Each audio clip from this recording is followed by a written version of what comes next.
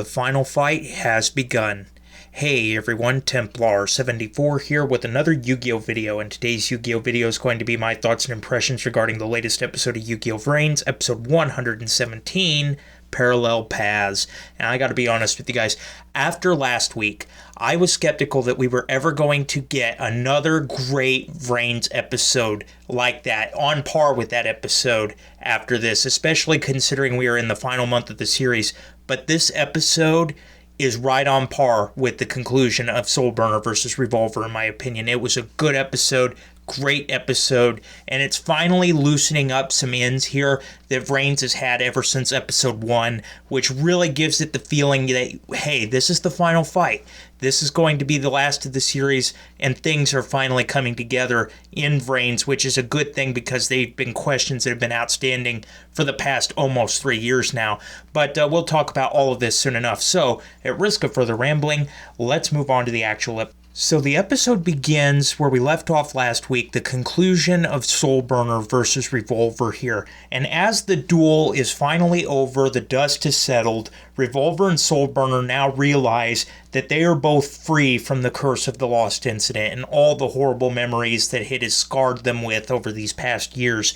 And Revolver actually turns to Playmaker and Soul Burner and is prepared to honor his end of the deal of handing himself and the Hanoi over to the authorities to atone for their crimes.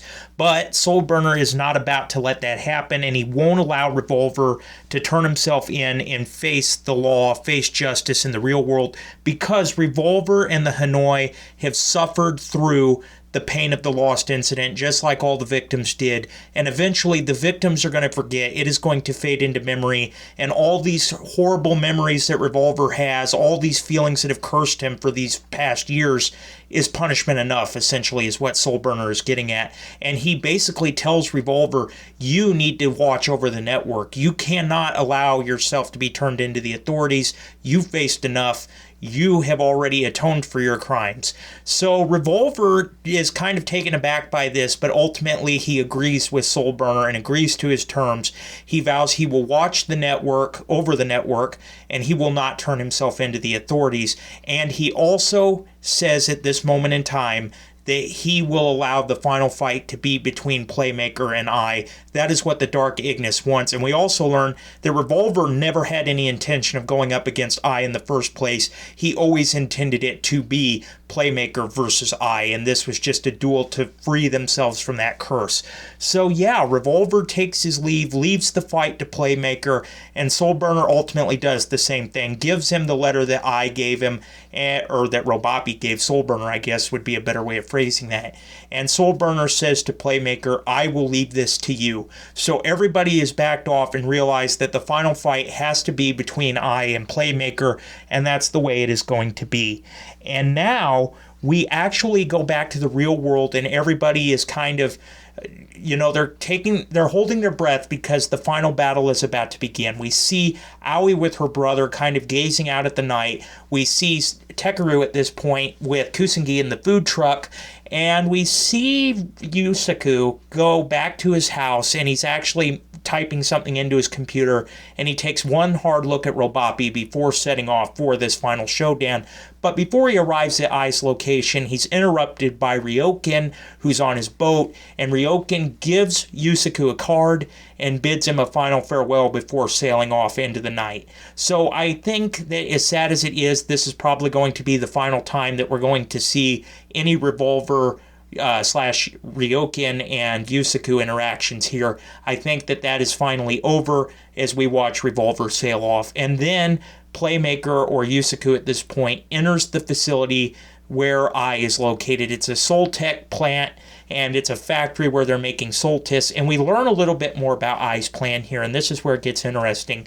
So ever since the beginning here, when Ai went off on his own on this revenge spree, I guess you could call it, I always thought that Ai's ultimate goal was to revive the other Ignis, but that's not his goal. His goal is actually to just acquire Soul Tech, acquire the Soltis, to build AI comrades, allies, and basically give them free will copies of himself and let them go out and do whatever it is they're going to do. They may destroy humanity. They might work alongside humanity. He doesn't know. He's just going to copy himself into these soul tests and just be like, have at it.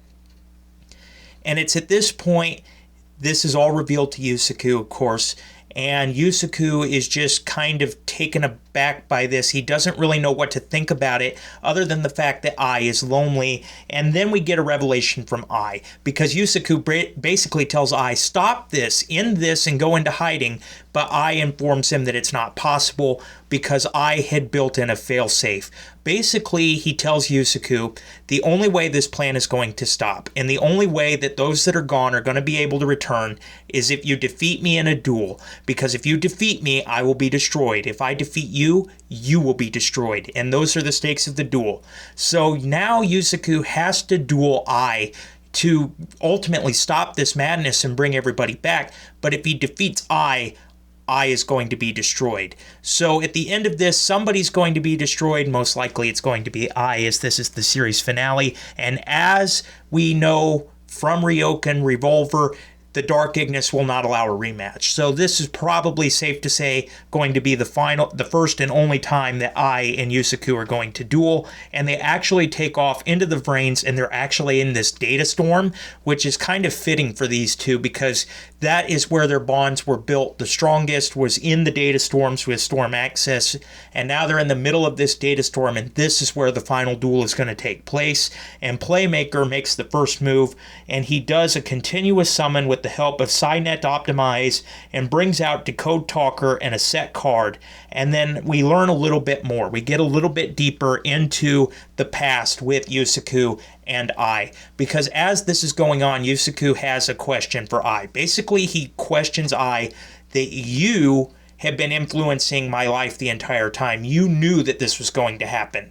And we learn a little bit more that it was Ai who, from afar, led Yusaku to the Cyverse deck, got Kusanagi and him involved in the attack of the Hanoi, the revenge against the Hanoi, and the defeat of the Hanoi, and that Ai has been behind the whole thing the entire time, and it's not just he was hiding from the Hanoi and found Yusaku by chance. He had been there the whole time behind the scenes, pulling the strings, if you will. And of course, Ai tries to deny this, but ultimately he can't. He just basically tells Yusaku to show him how much he's grown, and then Ai makes his move, and he does a continuous summon, bringing out Dark Knight, Ignister, and Fire Phoenix, of course, with Judgment Arrows. And then he goes in for the attack. Playmaker is able to save himself from taking any battle damage, but at the same time, he loses Decode Talker, and that's where the duel between these two friends leaves off, and that's where the episode leaves off. So yeah, like I said, wow, this episode was just really high on the feels. This episode was really good. It was really strong. It's a strong start to what will probably be the series finale of Vrains. And yeah, this episode just hit right on the feels. It started tying up some loose ends that we've had questions about way back since Series 1, or rather Day 1, I guess you could call it. So yeah, this was a pretty great episode, and it's right on par with Soulburner versus Revolver in my opinion. Overall, I give this episode a 9.5 out of 10. It was a really good episode and a really strong start to the final duel between these two partners, now turned enemies. One of them is going to have to die in this duel, and the other one is going to survive, and this is going to test these two characters to the limit, in my opinion. So basically, those were my thoughts on the episode, but as always, in the comments section down below, let me know what your guys' thoughts were about the episode. Did you love it? Did you hate it? Did you think it was just there? What are your thoughts? Just let me know about all this in the comments section down below, because as always, I enjoy hearing from you. Alright everyone, as always, Templar74 signing off. Have a great day everybody, and I'll talk to you all next time. Goodbye everybody.